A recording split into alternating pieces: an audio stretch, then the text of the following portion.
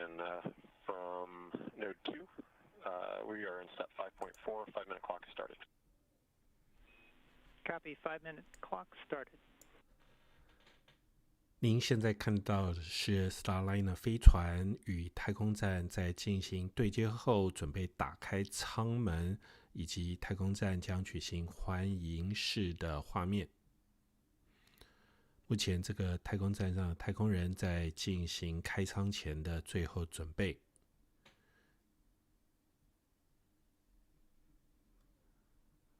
昨天我们可以看到这个联合号太空对不起 Starliner 太空船在经过这个短暂的延后之后，是成功于下午的8点28分与太空站成功进行对接。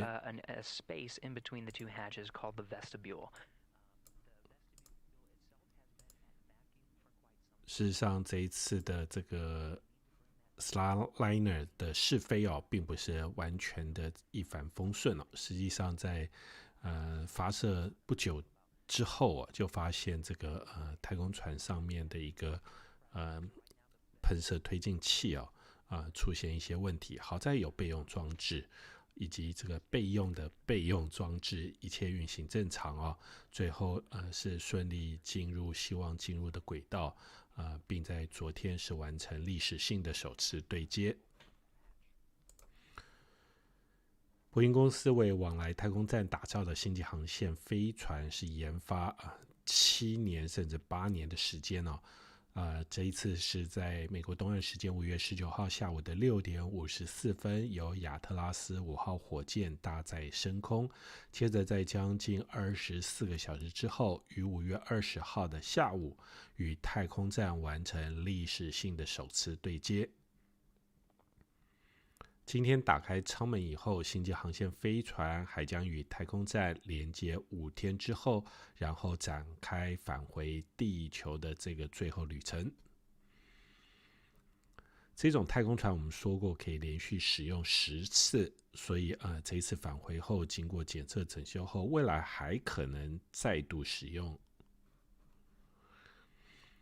这一次试飞当中虽然名义为试飞，但是也运载了800磅的补给货物是到太空站。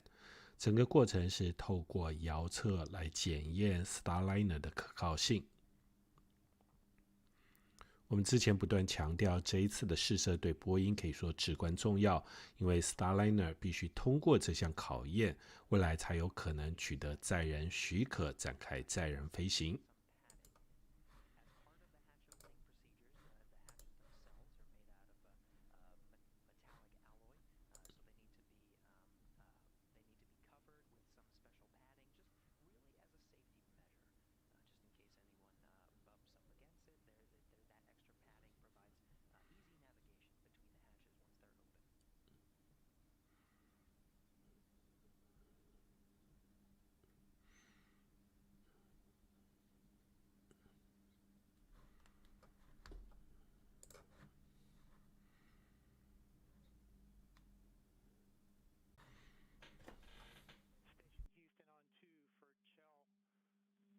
To let you know, the whine or the noise, the background noise you hear on Space to Ground 2 is hardline CST coming into Space to Ground 2. We are going to deconfigure that until you guys are ready to go in, and then we'll re-enable it, and then you're going to do some reconfigurations on the CST comm panel.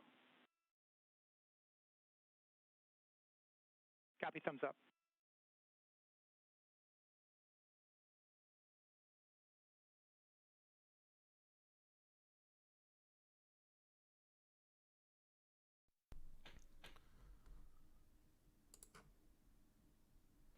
That was International Space Station Capcom, Rob Hayhurst.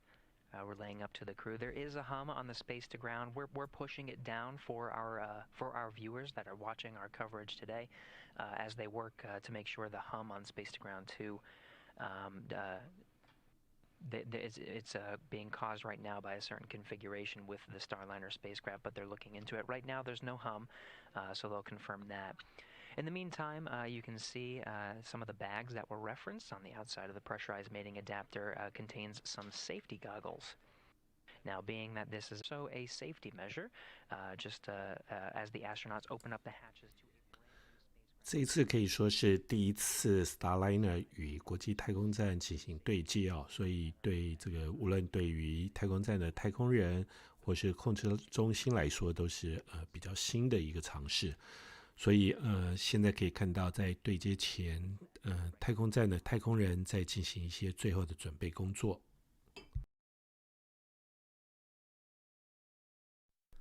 我们刚刚也看到，这个太空人是准备一些防护措施哦，是戴上这个口罩以及手套。因为从地球来的这个太空站，这个太空船，究竟会带货物，会不会带一些这个具有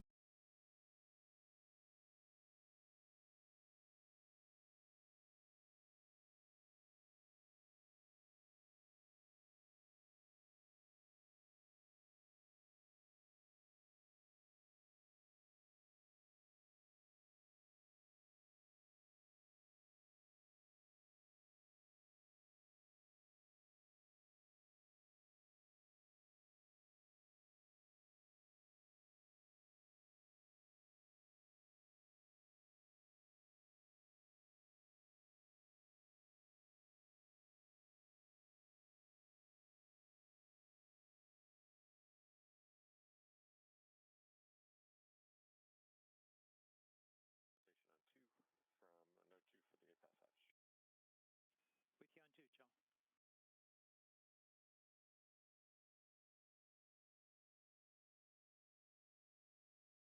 John. We have used the tool to open the hatch. Valve is still open. A little bit of difficulty opening it, so I think the hatch seals have not fully relaxed. So you heard that report from Kjell Lindgren aboard the International Space Station. Again, if you're following our coverage, he's the one that's currently upside down in this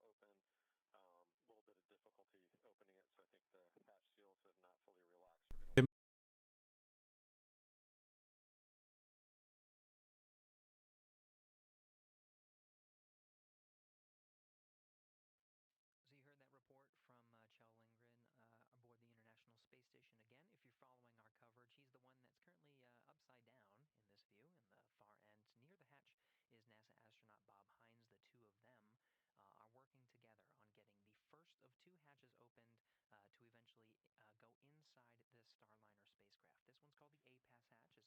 side, and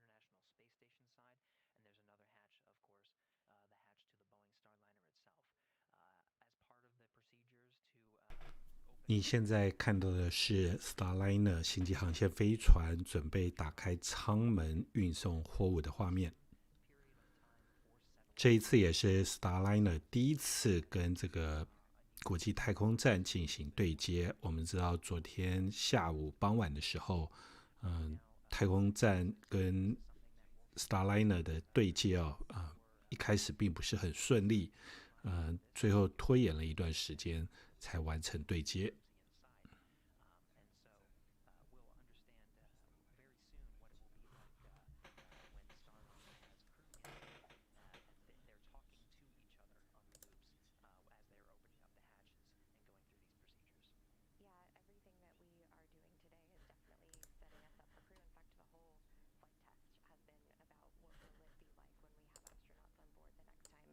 We dock to the International Space Station. And you mentioned, kind of what comes next after they get through this vestibule, and that's where we will get to see the Starliner hatch. It's known as the IVA hatch, the intravehicular activity, and we'll get some views of them being able to open it, probably from the other side of the Mustang system. It's the video system that we have on board the Starliner, and so we might be able to see Kjell or Bob's faces through the hatch there, through that camera. And so what you'll see as they're opening that hatch is they are going to basically grab onto a latch and pull it lefty-loosey, about 1 1/4 of a turn, and that'll be the way that they open up the hatch. And so hopefully we'll get to see that from the other side from within Starliner. Very good, and we are getting views. 我们听到在这个现场转播当中有强调，他们接下来会打开好几层的舱门哦，特别是必须很慢很慢将舱门打开，到时候两边的摄影摄像头都会应该有机会可以看到这个彼此之间的正在工作的画面。你可以看到画面现在所显示的是这个 Starliner 上面假人是叫 Rossi， 他这一次是因为身上连了很多的传感器必须要取得一些有用的数据。那另外这个两边待会在运作的时候画面我们应该都可以看到。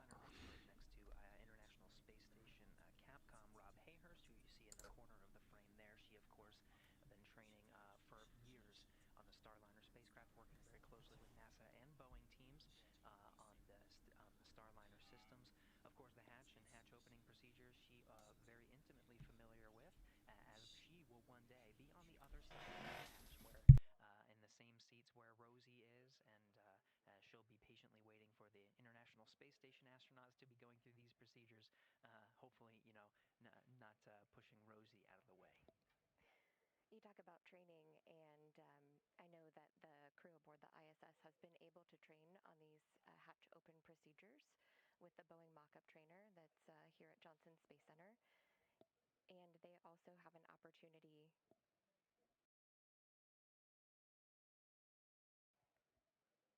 to train on just a hatch. So we have a hatch within the simulator or the trainer, and then they also have a standalone hatch that they've been able to go through these procedures. 您现在看到的是 Starliner 与太空站完成对接后，太空人准备打开舱门运送货物的画面。这是第一次 Starliner 与国际太空站进行对接未来这个太空人虽然没有这个载人登上太空站，但是他们还是会举办一个简单的一个欢迎式。另外与以前不同的是，我们可以看到这个在国际太空站上面的两位太空人为了这个防护跟安全起见，都戴起了口罩跟手套。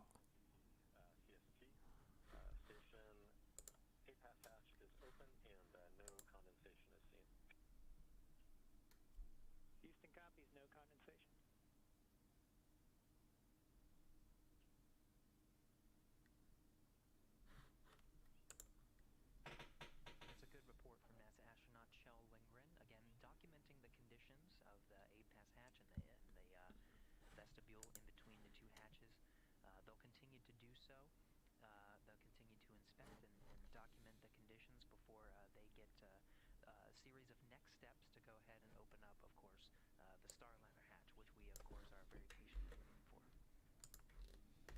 And I wouldn't be surprised if we have to patiently wait a little longer. The crew will actually check the pressure of the Starliner capsule. They want to make sure that it's at 0 pressure. It's really important. So they'll be turning some knobs. They can manually change the pressure of the spacecraft and get it to the right pressure before opening. And they'll be able to watch that through a gauge that's on the IVA hatch on the space station side.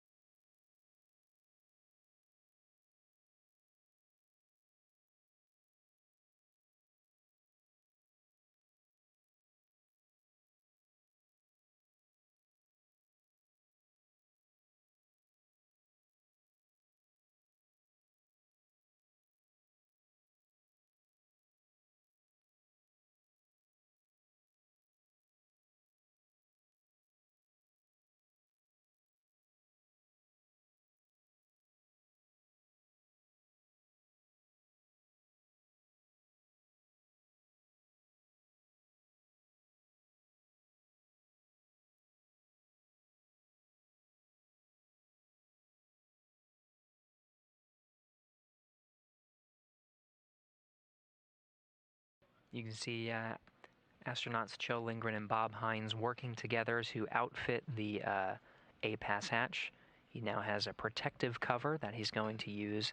You can see this is the side of the hatch that the astronauts themselves will, whenever they pass through the hatch, that protects the astronauts themselves from any nicks or bumps. Really a protective safety measure as they navigate between the Starliner itself and the International Space Station.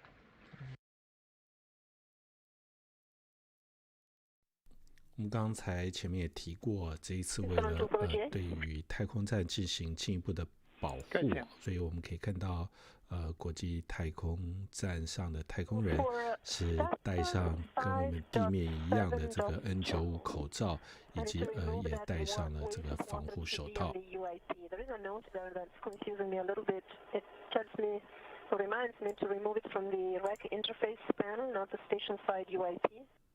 Only access to one QD. The other side of that hose disappears behind like a Velcro caption tape area, and it's basically the QD that is right next to the N2 QD that I disconnected at the very beginning of this activity this morning. Just looking for confirmation that I'm looking at the right thing. Checking.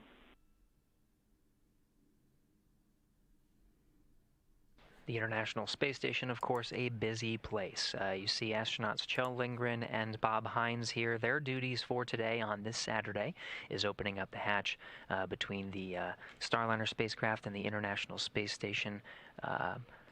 You see coming into frame and sort of passing through is NASA astronaut Jessica Watkins. She'll be aiding with some of the setup procedures for setting up the cameras and getting ready for a formal welcome ceremony that we'll perform with all Expedition 67 crew members here very shortly. The communications you heard on the space to ground was Samantha Cristoforetti. Of course, the space station is a very busy place, and even on a Saturday, she's got some work to do. She's working on some maintenance of the oxygen generation system, swapping out some hoses.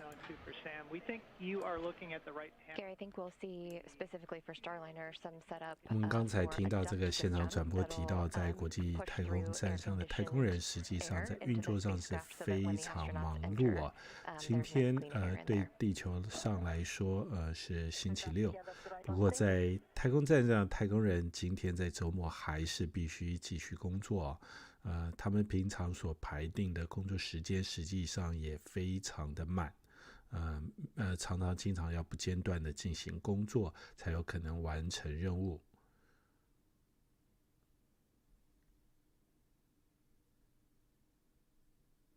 Houston and MCC CST on 2. We are in step 6.2, waiting for a go.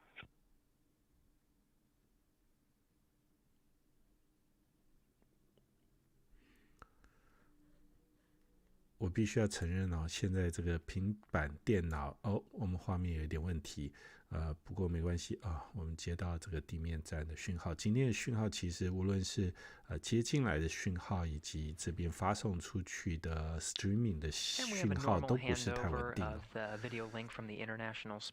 我们刚刚提到这个有一个非常有趣的观察，就是这个平板电脑在地球上带来许多生活上的便利在太空探索上现在发挥非常重要的工作。以前我们是带比较笨重类似的一些这个电脑显示屏那现在平板电脑在不断开发之下，可以说对科研带来相当多的便利。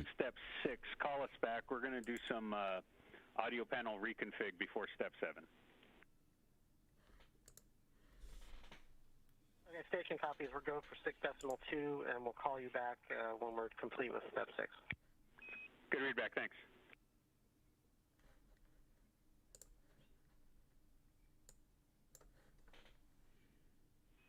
Station Houston Space Ground 2 for Jessica and AQM help.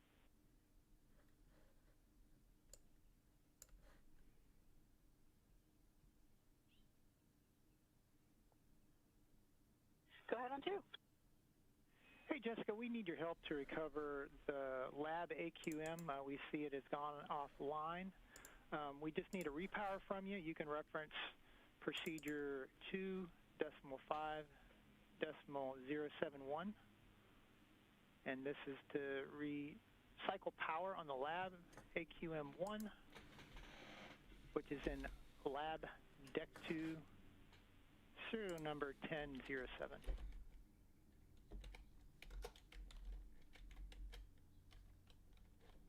Okay, I copy all. Repowering the lab AQM1 in the deck 2 location, serial number 1007, and referencing procedure 2.5.071. That's in work. Good read.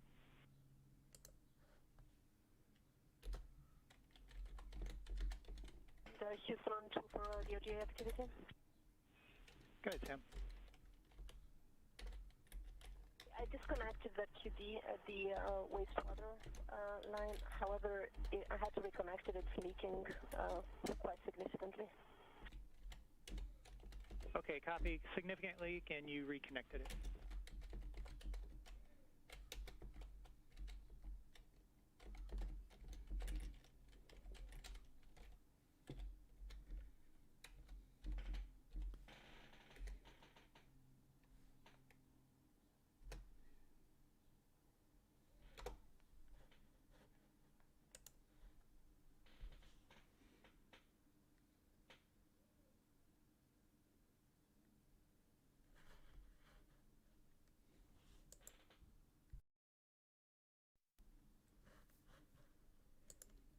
现在国际太空站上的太空人将会手动一点点打开舱门哦，要非常非常的缓慢。So you hear Samantha Cristoforetti on board the International Space Station working through some of the maintenance steps and troubleshooting the oxygen generation system. Everything looking good on that end, though. She'll continue to work through her steps. In the meantime, we'll focus on Kjell Lindgren and Bob Hines. You see them at the forward end of the International Space Station. Station Houston 2 for Sam. I'm sure you're already doing this. You go ahead and clean up the water. We estimated it was 280 milliliters that leaked, and this was potable water, so no concern with the type of water it is. Okay, understood. Yes, I clean up. And we're working on instructions. Yep, we're working on an additional follow-up on how to mitigate this leak. Copy. Thank you.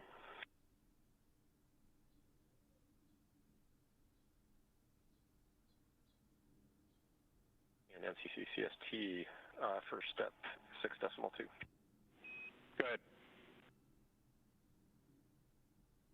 We opened IVA hatch equalization valve number 1 with very minimal airflow. We read the hatch pressure gauge at 0.8 at this time.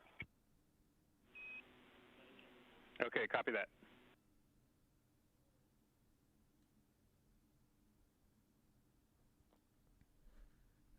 And to be clear, we opened the equalization valve that is across or opposite the handle, the hatch handle.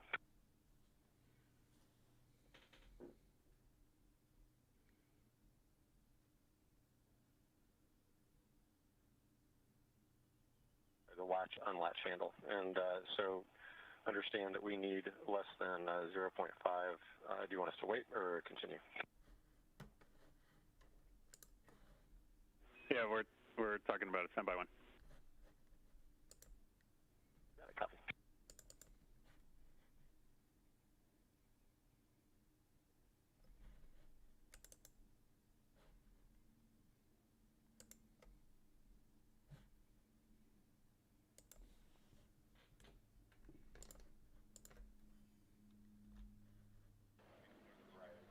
So you just heard that the crew is continuing to monitor the pressure of the Starliner spacecraft.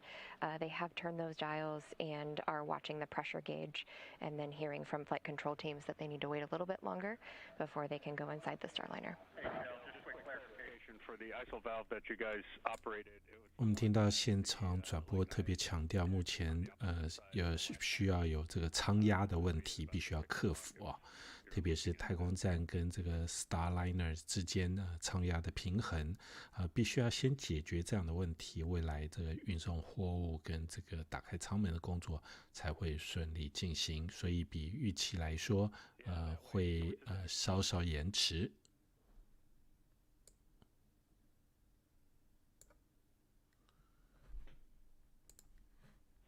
It's on the flat side of the hatch. That's the one we intend to open.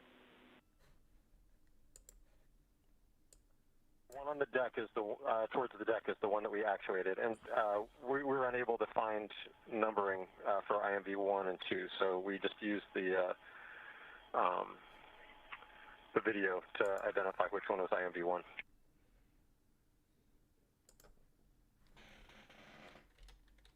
Okay, copy the report. Stand by.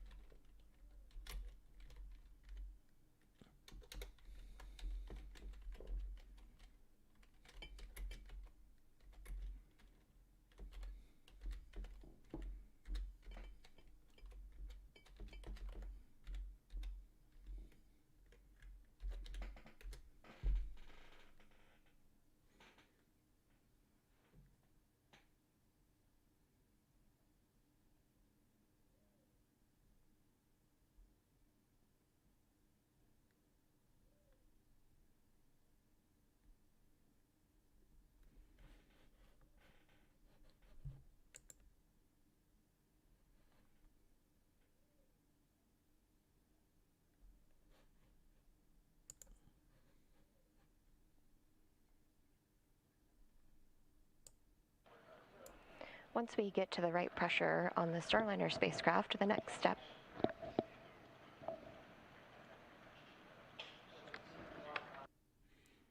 我们刚刚前面说过，现在优先要解决的是这个舱压的问题。Houston, for the hatch differential pressure gauge, can you give us another reading? 现在他们不断的在取得这个太空站以及这个 Starliner 的压力读数哦。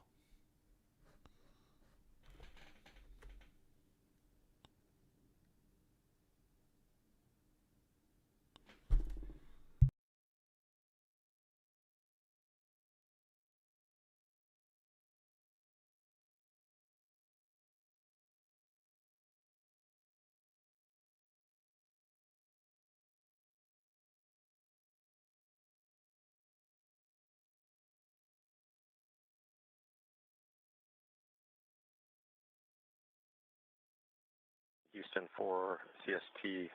The needle is on the edge of the green range, between the green range and the white range. So looking at the numbering, it looks like it's 0.7 or 0.8. All right, copy that. Thanks for the report.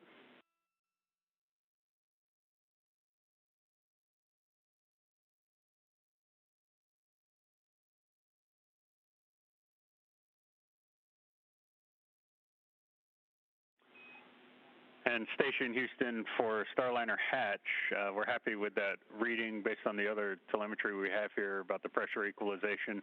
So you're go to pick up with the CST hatch opening. Okay, copy go to open the CST hatch. 我们可以听到刚才在控制中心跟太空人之间，太空站的对话啊，目前这个舱压是基本上取得平衡啊。我们可以听到这 CST Hatch，CST 指的就是Starliner 的一个代号。现在在舱压问题解决之后，太空人将会慢慢一点一点的打开舱门。And you could sort of think about that as like built-in butter knives on a pickle jar. They also have the opportunity to use a tool, kind of a standalone butter knife type tool, if they need to just release that pressure just a little bit to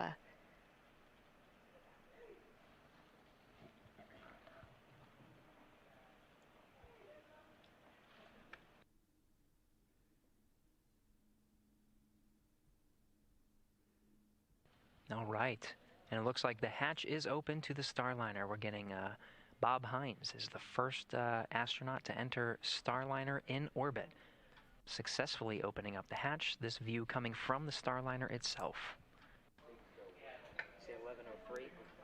哇，很高兴现在可以看到这个舱门已经被打开了。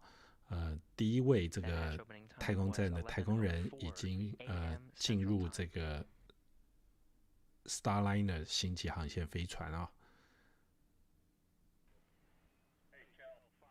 If you can, just a reminder for the PPE for ingress.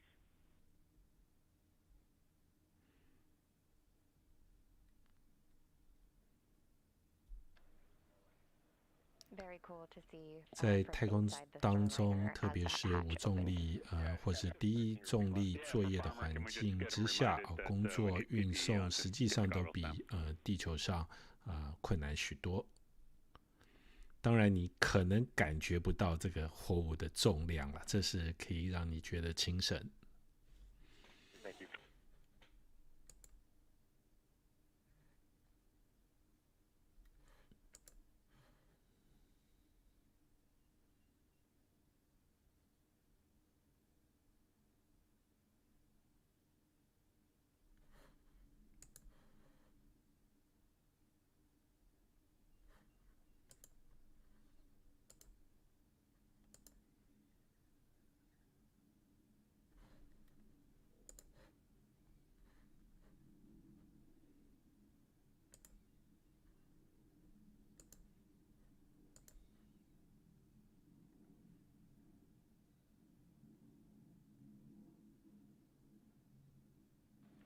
So as the hatch was opened, you may have noticed that there's actually no hinges on the IVA hatch. So the crew basically can grab onto two handles and sort of push it into place inside the Starliner spacecraft. From there, they're going to position it into a location for storing, strap it into place. And one of the next procedures that they've got is they're actually going to latch the other hatch, the hatch that the crew would enter if they were going to be launching on the Starliner just for precautionary purposes. That would be done, obviously, if there were a crew riding up on Starliner, but this time around, the International Space Station astronauts will be doing that. We did see that side hatch open when we saw some of the video of some of the teams out at the launch pad prepping the Starliner, and that's the hatch that's being referenced, that hatch on the side. This, of course, being the forward hatch, now open, 11:04 a.m. Central Time. You can see Kjell Lindgren peeking through. Of course, Bob Hines was the first astronaut to enter the Starliner in orbit. They're wearing their personal protective gear as part of a standard safety measure as they enter. 我们可以看到这个两边的画面，在右边是这太空站照相这个 Starliner 的一个画面。这个画面呢，你现在看到的是从这个 Starliner 内部的摄影机所拍下的画面。我们可以看到国际太空站的太空人是带着这个摄像机、摄像头、照相机进入这个 Starliner。为了安全起见，我们可以看到他们不但戴上这个防护口罩，另外连眼罩也戴上。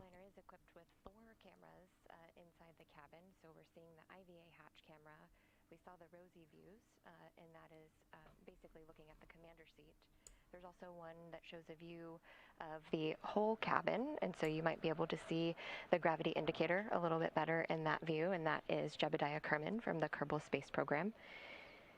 And then we also have an out the window view, which is really cool to see, and we've captured a lot of that on the ride up and through this operation, and we will capture more on the return to Earth and hopefully be able to share that with the public. 好的，你现在看到的是 Starliner 内部舱门的一个画面。目前已经有2位太空人，一位是已经进入 Starliner， 另外一位太空人现在是手持照相机，希望给大家看到舱内的一些画面。至于穿蓝色制服，大家也许有一点好奇哦，这是一个测试用的假人。And she definitely did it, and so did the Starliner.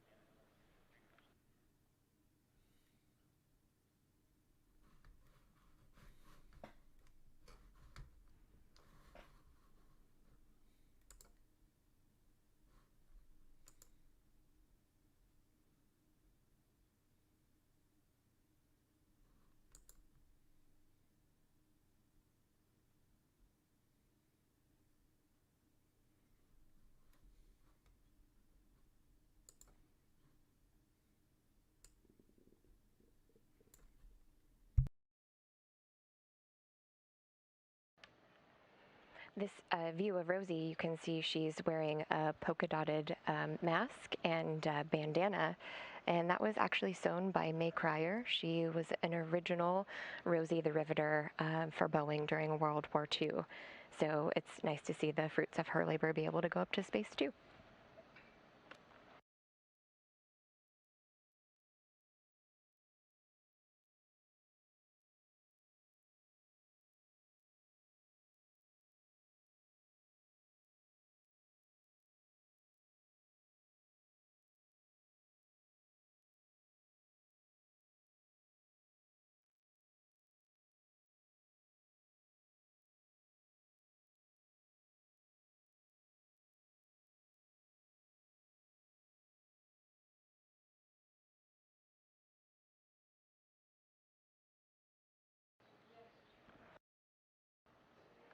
You know, I mentioned May Cryer having sewn together this bandana and mask, and you can see here she actually signed it and left a little note for the Starliner team, and we'll be looking forward to getting this back to her or any organization that she chooses to send it to when it returns to Earth and to the moon and the stars, is what May Cryer said.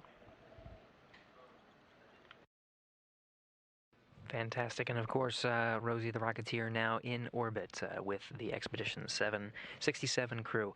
Of course, the hatch is open. 11:04 a.m. Central Time was that open time. We'll have a formal welcome ceremony here in about 50 minutes. So we're targeting noon Central Time to start that. But on 2 from PMA 2. Okay, ciao.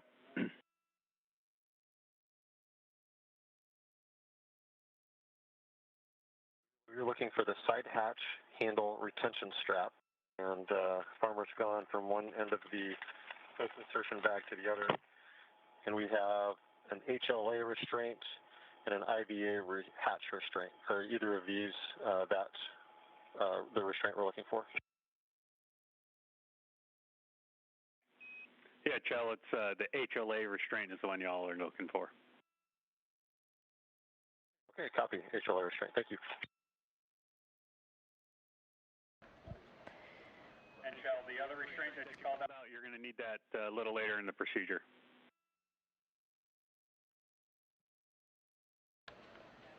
The HLA restraint that they're talking about with the crew is actually, you know, what's going to be put over that side hatch that we mentioned earlier. Just a precautionary measure because there's no crew on board to have latched that into place before launch. They're going to go ahead and take care of that here, and that'll just keep them safe. You know, as they're moving about the cabin, they're going to have a number of things that they'll be doing aboard the space station, charging tablets, removing cargo. So just a precautionary measure that they're going to go ahead and put that restraint on.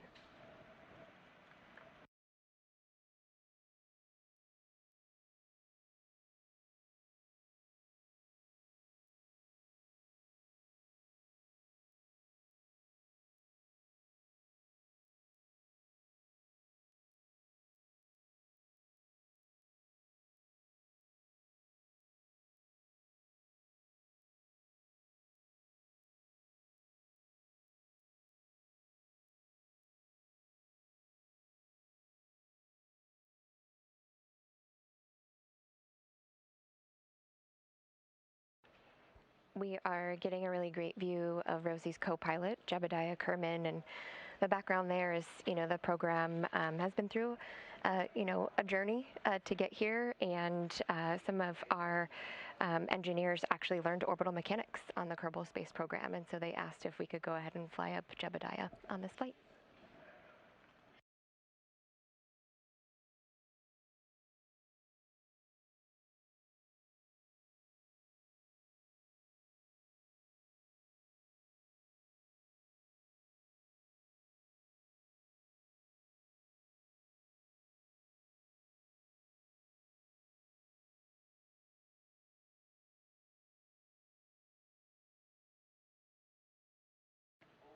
The other thing that we're seeing in view here is some patches on Rosie, and so the one on the left is the Orbital Flight Test 2 patch.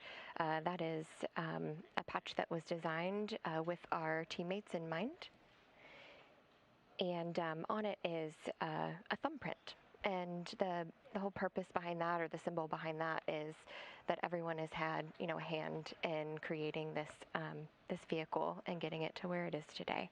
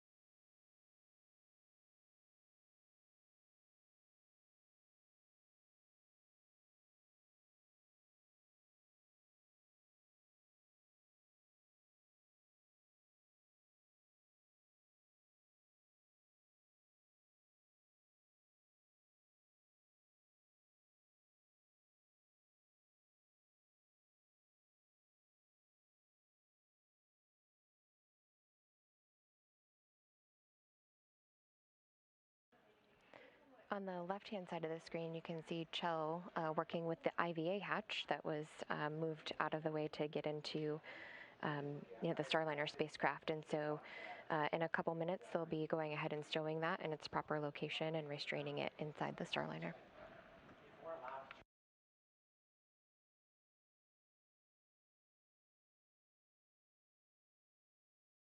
Now, inside the Starliner is NASA astronauts Bob Hines and Kjell Lindgren. You can see at the end of the Node 2 forward hatch. So this is there's 3 hatches that you have to pass through from inside Starliner to get into the International Space Station. You got the IVA hatch, which is the Starliner hatch, the A-Pass hatch, and then the Node 2 forward hatch. At the end of Node 2 is cosmonaut Denis Matveyev.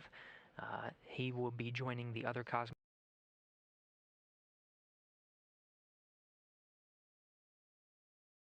and the rest of the Expedition 67 crew later. We're looking at the top of the hour, noon Central Time, to formally welcome Starliner to the International Space Station. In the meantime, the crew, of course, are focusing on the procedures to get the hatch secured and some closeout procedures inside Starliner. They'll revisit more procedures later, performing some tests with the communication C2V2 common communications for visiting vehicle systems on both sides, but we will have some time to formally welcome the Starliner's arrival and the hatch opened now that astronauts are inside the crew spacecraft. Station for CST. Go ahead. Side hatch handle retention strap has been has secured the hatch handle. We've taken photos. We see no particulates for doffing PPE, and the IVA hatch seals all look great, and we're ready to proceed into step 7.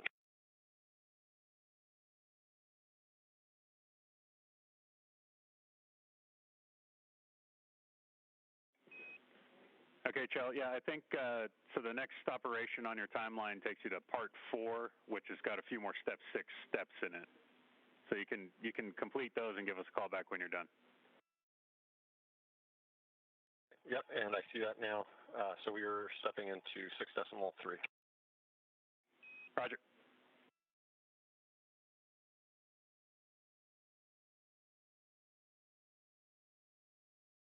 So you heard that excellent report from the crew. As part of their procedures to open up the hatch, it's not just opening up and getting inside, right? They had to wear that protective gear just to protect for any particulates or foreign object debris that was inside. And they did an inspection of the hatch, and they were, of course, looking for the straps to seal some of the hatches. Good reports all around. The hatch looks good, no particulates. So you see they doffed or removed the protective gear, including masks and goggles that they were wearing. They're continuing with some of those closeout procedures, including photography, and in fact maybe a little bit more fun on the fun side as well. They were taking photos of the zero-G indicator and Rosie, but they'll work through these procedures for some time. That's most of their timeline today to work on the Starliner spacecraft.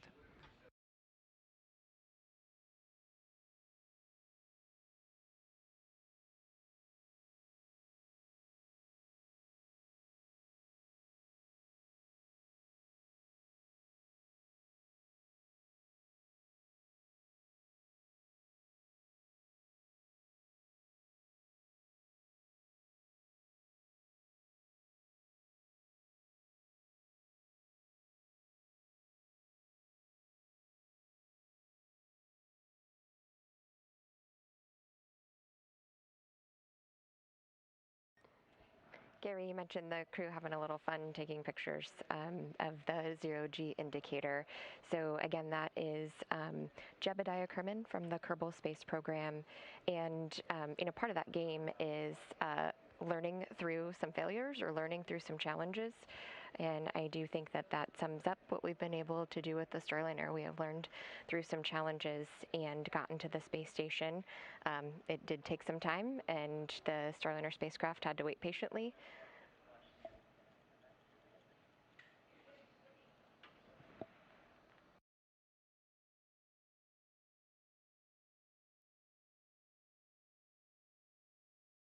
Looks like Chell wants to take center stage on this, but of course that takes the priority.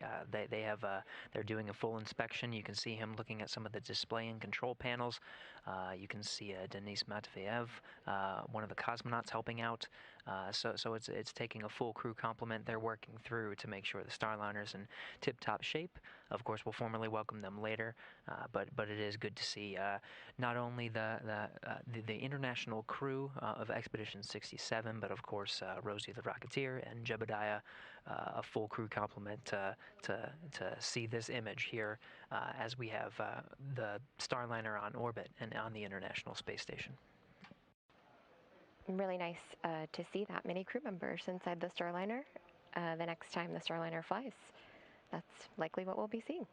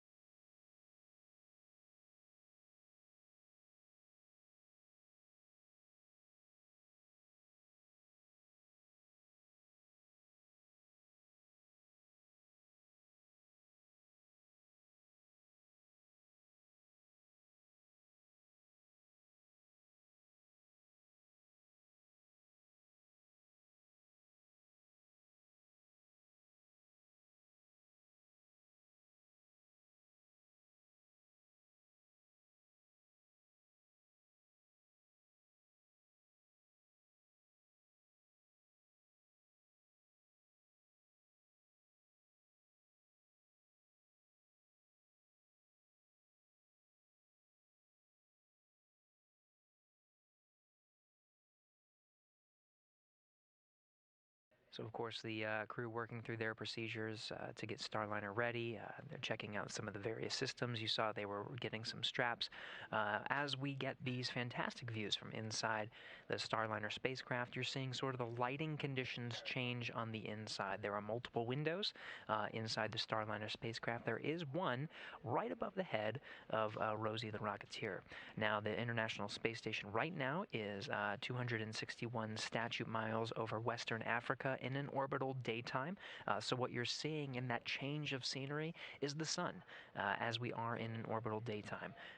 We will enter into more of an orbital darkness and get into an eclipsed phase where the sun is blocked by the Earth itself as the station orbits, and you'll see those lighting conditions change even more. Yeah, great view out the window for the commander.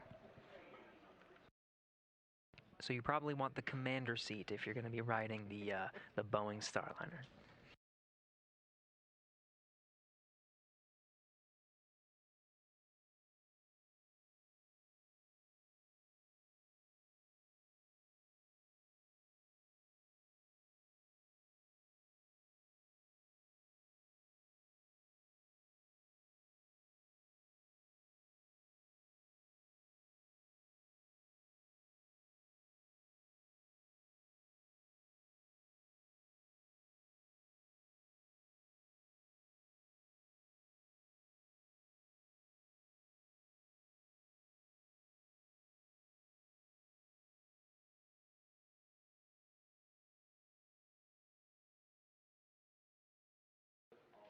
Looks like they might be checking out the console of the Starliner spacecraft. Certainly different than the Space Shuttle era spacecraft. Compared to thousands of switches and dials, you've got about a dozen, and then you've got electronic displays that show you what the Starliner's up to.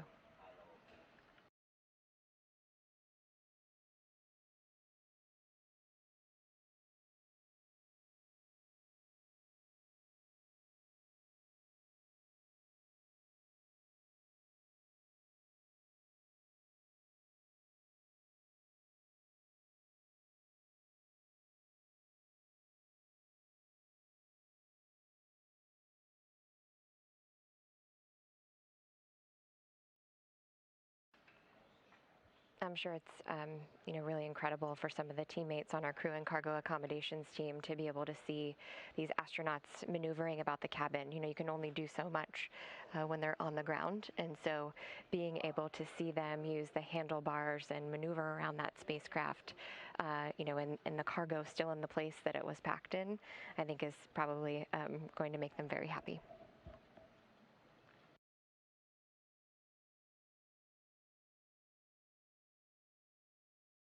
So you see the crew now. This is the IVA, the intervehicular hatch. This is the Starliner hatch. It is a free-floating hatch, not on a hinge or anything. But they did find the hatch cover. You can see they're covering it now. And that hatch weighs about 100 pounds, but in zero-G, that doesn't really matter. It's just a little bulky to move around, but not heavy in any way. We're also getting a good view from this camera angle. Again, there are 4 cameras on the inside of Starliner. We've seen now 3 of them. Very lucky to be seeing this as they work through their procedures to cover that free-floating hatch. But we're also getting a good view of the 800 pounds of cargo that Starliner brought up with it. There's 500 pounds of NASA cargo and supplies, and the part of the procedures that the crew will work through over these coming days. Of course, this is a flight test, and they have a lot of test objectives to get through, but there will be some time spent on cargo transfer, getting some of that cargo on board the International Space Station, and then bringing cargo into Starliner to return some things home, including some nitrogen-oxygen recharge system tanks that provide breathable air to the environment of the International Space Station. Starliner will be bringing home 3 of those. The other thing that they're going to be looking to recharge aboard the Starliner is the Starliner's batteries. A couple other things that they will be doing is conducting audio checkouts between the Starliner and the ISS, the Starliner and Mission Control here in Houston, and they're also going to be, again, planning for a daylight landing. That's something we really want to do when we return to Earth, is land in the daylight.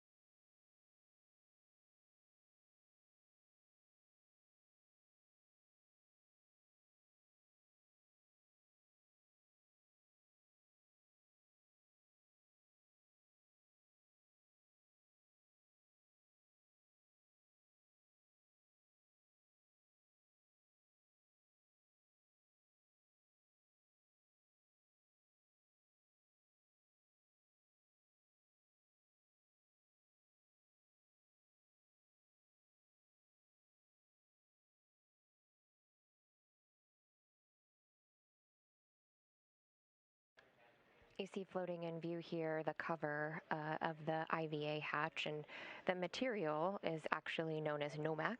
It's the same material that they actually make spacesuits out of. It's really important that any material that goes in the Starliner is space rated, doesn't off-gas, can't catch fire, things like that. So you can also see the cargo bags there. Those are also made of Nomex material. And inside that those cargo bags is about 500 pounds for NASA, crew supplies, food, and such. And then we've got some good surprises for our Starliner teammates when they return. Also 14 flags and pennants from historically black colleges and universities throughout the United States that Boeing has partnerships with.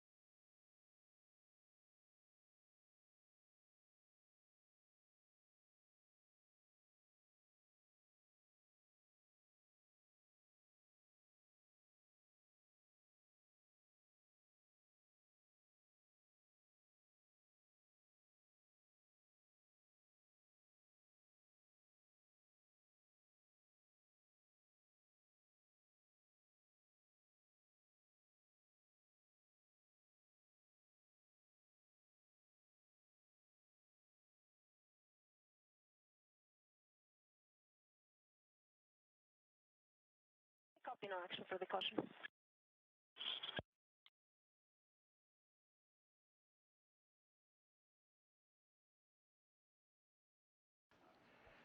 As this IVA hatch is moving about the cabin here, you can see some of those items that I was talking about that we couldn't really see in view as they were doing their operations to open the hatch. But there are those valves to, move the pressure in the Starliner spacecraft, and then the gauge, and then also the latch opener itself.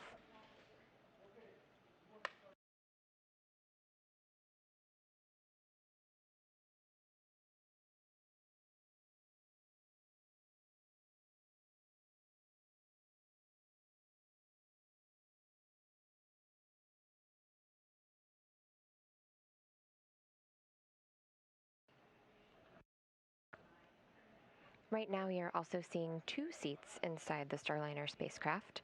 Starliner was actually designed to be able to carry a mix of crew and cargo, up to 7 passengers to any destination in low Earth orbit. For NASA missions to and from the International Space Station, though, we can configure it with 5 seats and cargo to make up those other 2 slots. And so for post-certification missions, we would be carrying 4 NASA astronauts, and we've got that 5th seat as place for additional cargo, or maybe another passenger that's outside of NASA's international partnership.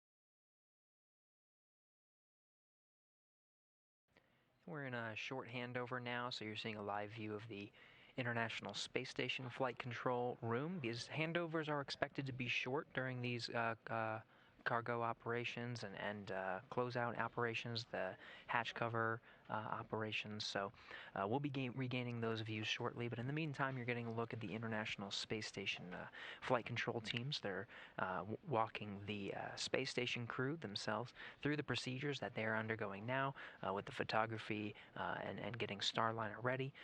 We are tracking to start that welcome ceremony with all 7's Expedition 67 crew members here at the top of the hour, so stay tuned for that. In the meantime, we'll continue to provide live views of some of their procedures as we get ready for that formal welcome. And this is the International Space Station Control Room. Nearby is the Starliner Flight Control Room, and that was obviously buzzing yesterday as they were working through docking procedures. But overnight, it was pretty quiet. They weren't working any issues with the Starliner. The Starliner itself was quiet, and so that enabled us to move forward with hatch open today.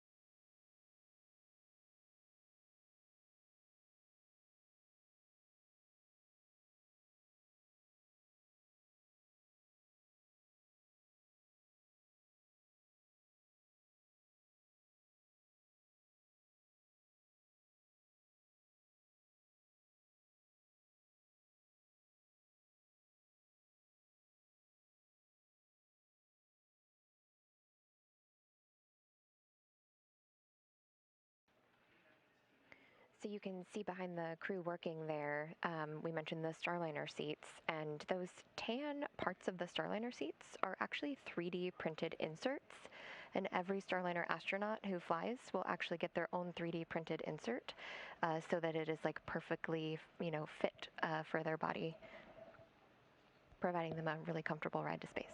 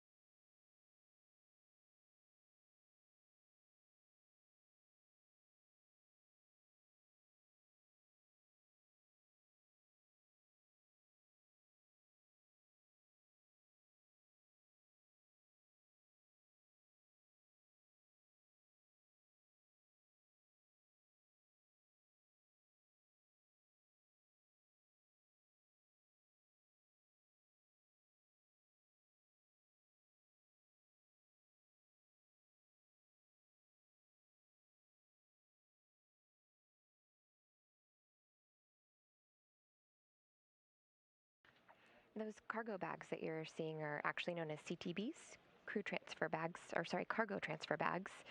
The blue ones are actually those mementos that I mentioned. Those are Boeing bags. And then the white ones are the NASA transfer bags. And so those will be the ones that are coming off of the Starliner and going into the International Space Station.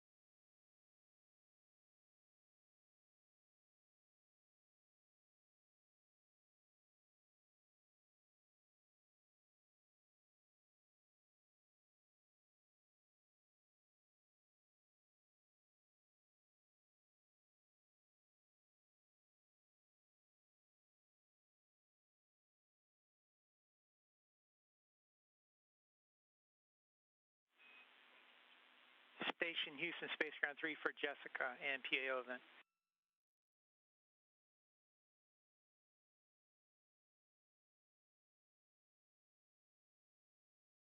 Head-on 3. Hey, Jessica, we did not put a scene and voice check on the timeline today, but when you are ready with all your configs, we would like to do a quick one. Hey, Farmer Houston on the big loop. If you can hear me in the Starliner, give us a wave. Thanks.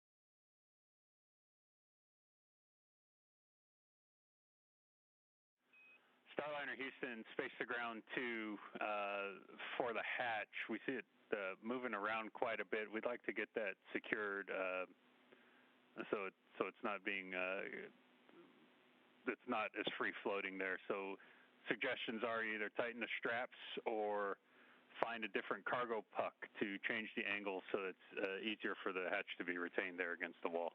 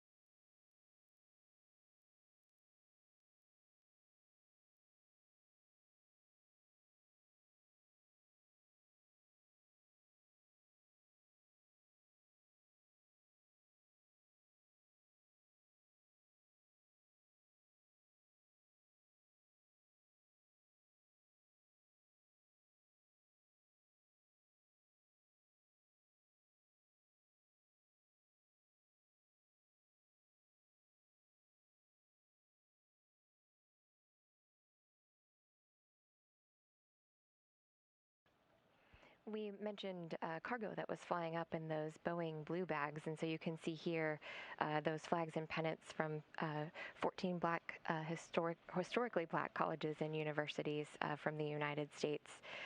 Also going up are Rosie the Riveter coins. You can see there, we can do it. And that really is about our commitment to equity and inclusion at Boeing. You also saw some tree seeds. Kind of interesting fun fact there. In 1971, astronaut Stu Roosa took about 500 seeds from 5 different species of trees around the moon with him on Apollo 14. 50-foot cable. And that is loblolly pine, sycamore, sweet gum, redwood, and Douglas fir. And there's our crew and cargo accommodations team, packed with love for sure.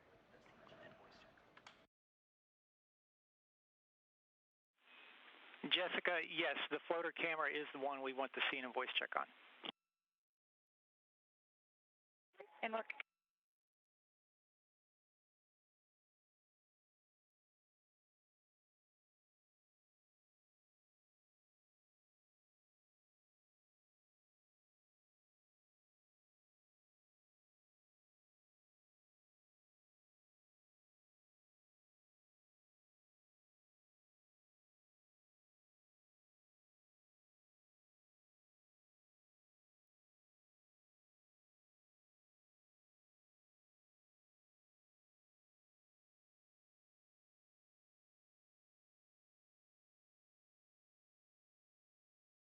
And Houston on 3, sorry for another camera question, but looks like we've got the Node 2 number 1 and 2 set up in Node 2.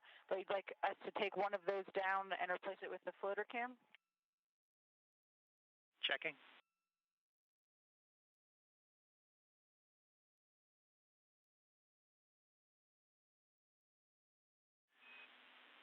And thanks for keeping us honest, Jessica. Yes, you can pick either one of those cameras in Node 2 to replace it with the floater cam.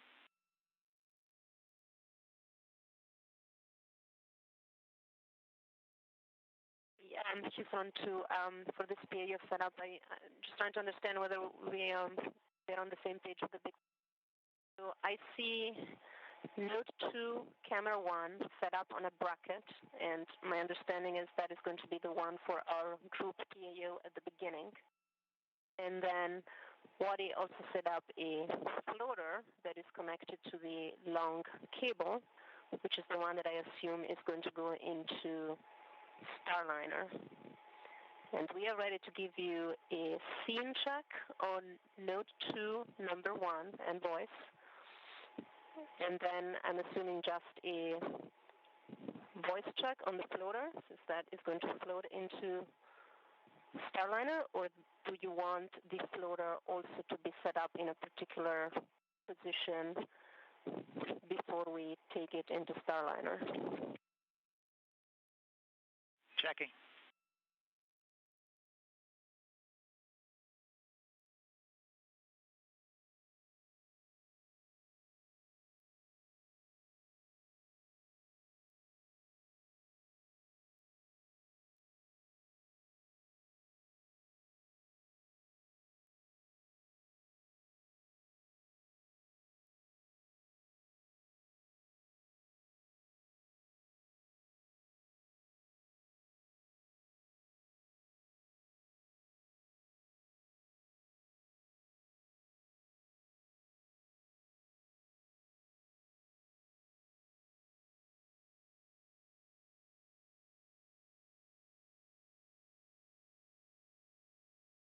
Station Houston on 3 for Sam. So the answer to that is the intention is for the entire event, what's going to happen in Node 2 and when we float into Starliner. It is all on a single camera on the floater cam.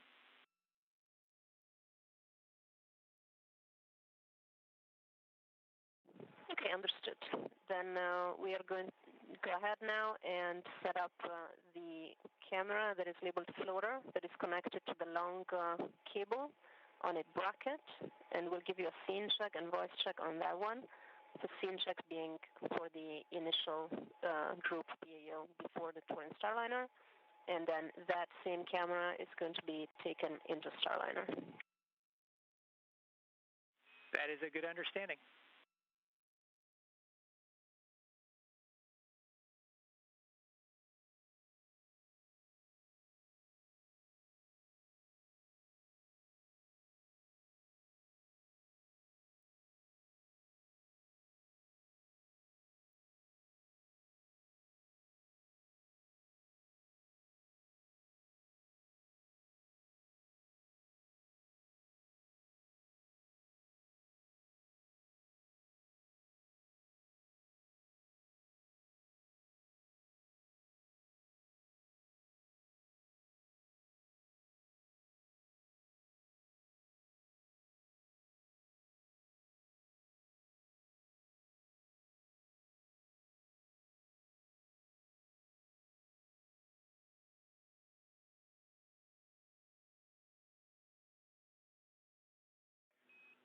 And Starliner, Houston, on the big loop there.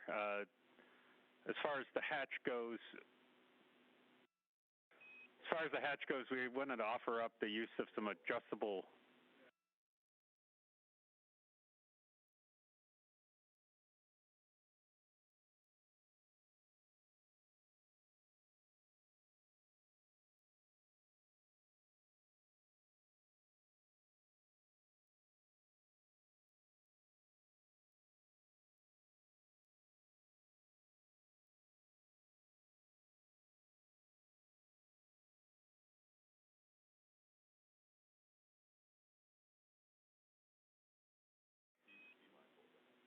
All right, Starliner Houston, I'm back with you after that little handover there. On 2, we see that the hatch is still sort of free floating. We need to break over to the PAO event, which starts in about 4 minutes, and then after which we'll address better securing it. We just wanted to remind you to be mindful of that. And station copies. I've tried both the cargo pucks locations. Cinching down the straps, I think we're just limited to Velcro, so if not, I need some instruction on how to do that. But something to be aware of when we've taken photos is that the bumper that's on the front side of the hatch the hatch doesn't actually contact it at all. The hatch handle on the outside of the hatch actually hits the bulkhead, and the hatch never makes contact with that bumper. Okay, copy that. We're going to talk about it. We're working on that some more, and then also for 7.7, the IMV duct install is complete. Roger, thanks, Joe.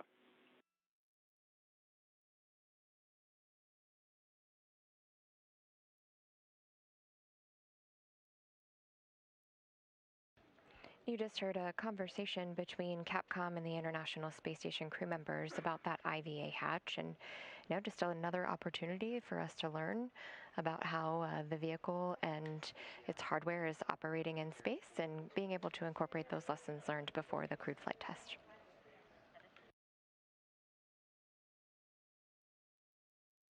Houston on 2, we are ready for scene and voice check.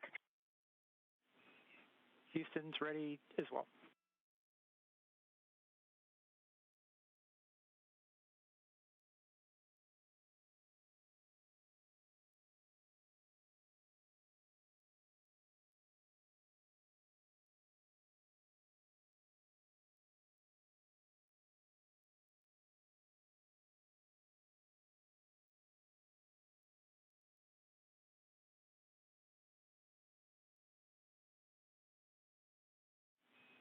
Station Houston on Space Ground 2. Audio is good. The scene framing looks fine, but we see some icons on the display. If you could toggle those off, it would be a better frame.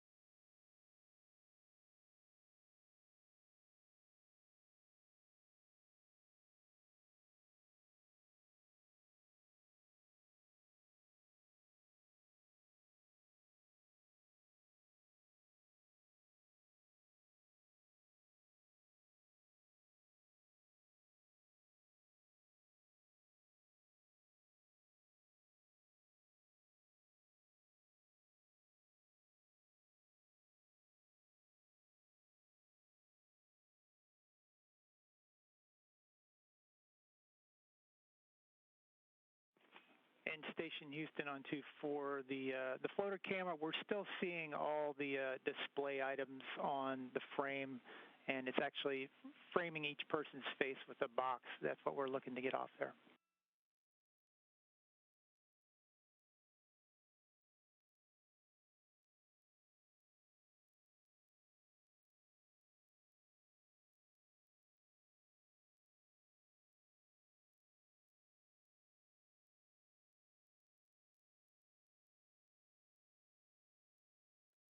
Houston, to us the display looks like it always looks. So if you have any steps for us to try and change that setting, we're happy to do it. Copy. We're trying to get the right words. Do you stand by?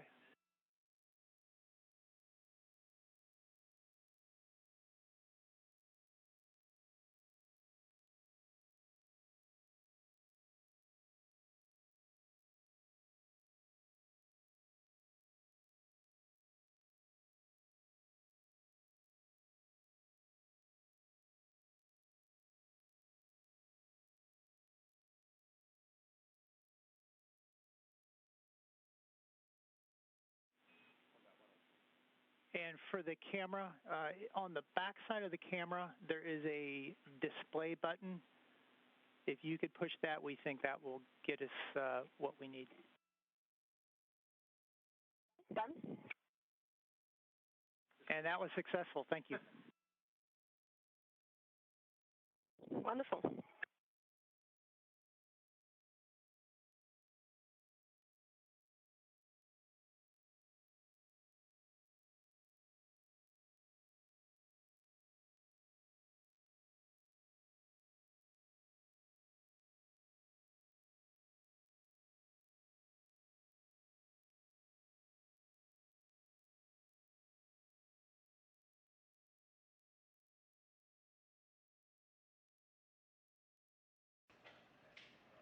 We're still looking at views inside the Starliner spacecraft as the International Space Station astronauts are now inside the space station getting ready for some welcoming remarks for the Starliner spacecraft. First time in orbit and first time to dock to the International Space Station.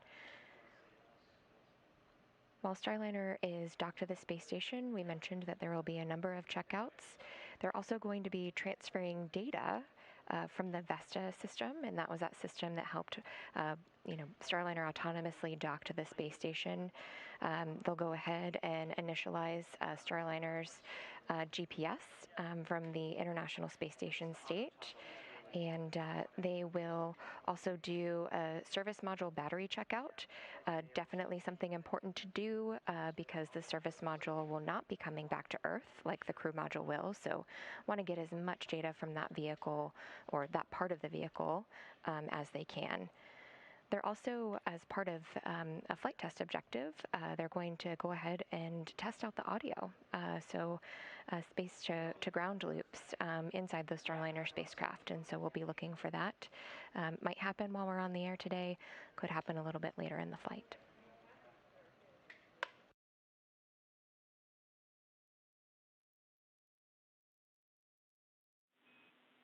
Expedition 67, we are ready to begin the welcome ceremony when you are.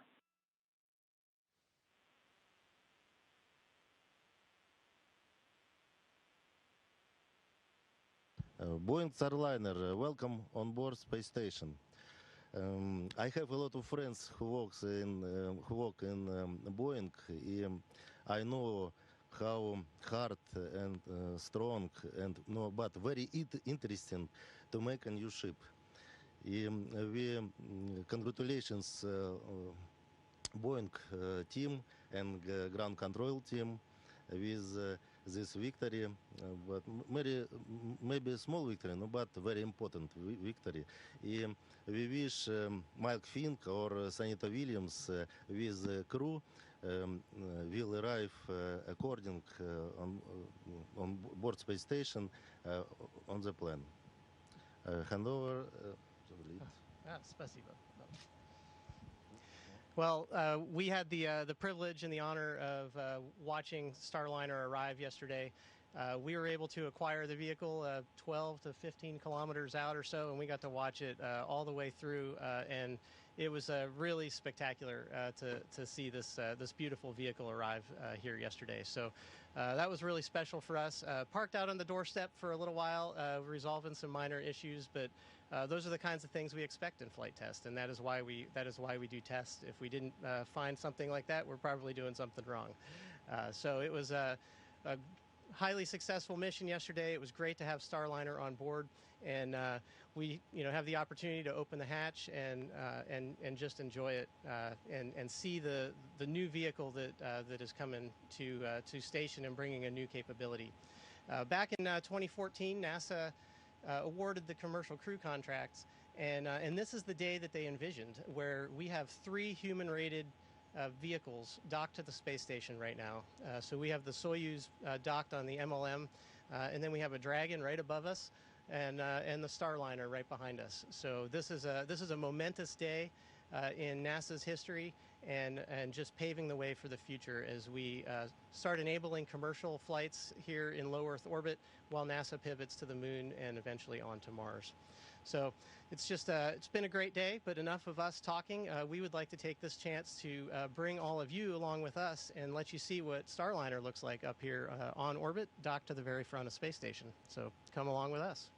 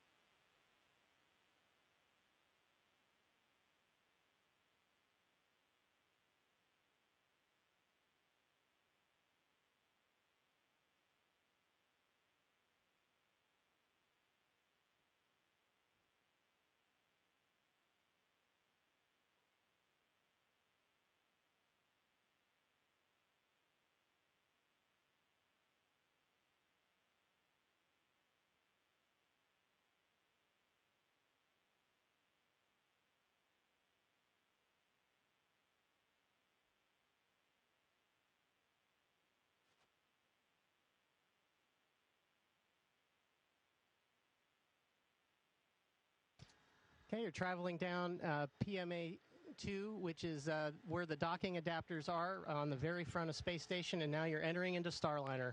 So welcome to Starliner for the very first time ever in space. Here you can see Starliner, and Rosie the Rocketeer is sitting over in the commander's seat, along with her zero-G indicator, Jebediah Kerbal. She's got a great view out her window over there, and then on the crewed vehicles, we'll actually have 2 other seats in here, and then lots of room for cargo as well. So we hope you enjoyed touring Starliner with us today, and with that, we'd like to hand it back to Houston. Thanks a lot for being here.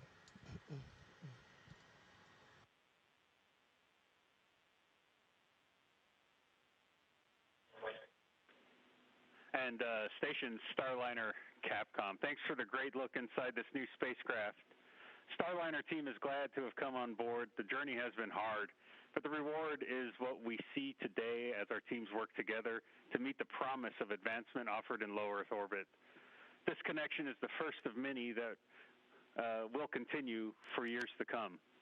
No one goes to space alone, and we can all benefit from the efforts involved.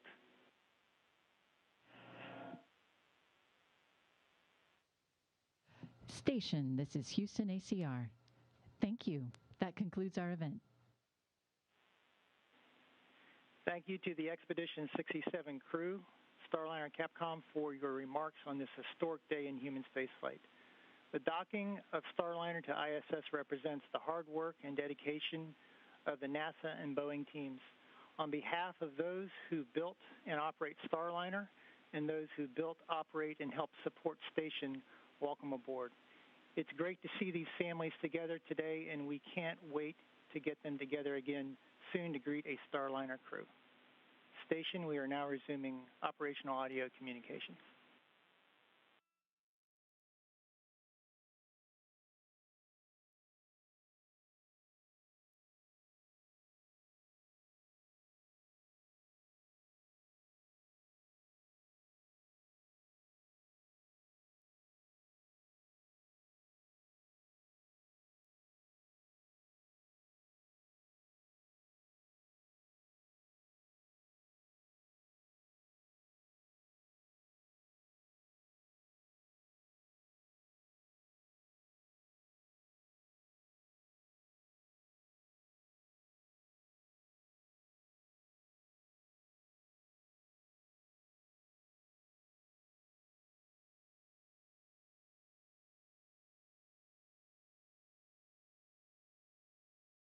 All right, wonderful words from the crew. We got to follow a lot of the action today with the NASA astronauts Kjell Lindgren and Bob Hines enter into the Starliner. It was Hines who got to be the first human inside Starliner while it was in orbit. They worked through a lot of their procedures to get the hatch covered, and we saw them remove some cargo and get it configured. We saw the ducts go in so they can mix some of the air from the International Space Station itself. A lot has happened, and then, of course, we saw them formally welcome Starliner to the International Space Station. Great words from Bob Hines, who gave us those peeks with Kjell Lindgren. They floated that camera in. Spectacular views on the inside. We've been seeing really a lot of that throughout most of the day. And, of course, words from the Starliner Capcom and from the International Space Station Capcom. So a lot has happened, Rebecca, to get us to this point. Truly a moment to celebrate. Yeah, beautiful words from the International Space Station crew members, and we got to look at Sunny and Mike Fink, who are training to fly Starliner, and you could see them getting a little emotional about it, and so it was really nice to see that because they may be going up in it soon, and that was really what it's all about, is learning to fly so that we can fly crew. That's right. That's what we're leading to next. Now, of course, there's a lot of objectives that the teams are going to be working on to get through some of the testing that's needed during the docked phase. And then, of course, we're looking forward to Starliner returning with about 600 pounds of cargo to Earth. Make sure you go to nasa.gov and check out the latest on our coverage for some of those activities. We'll be sending out more updates throughout all of next week as we continue to monitor the conditions for landing and the times. So stay tuned with us there. In the meantime, that'll do it for us here in Mission Control Houston. Thanks for tuning in.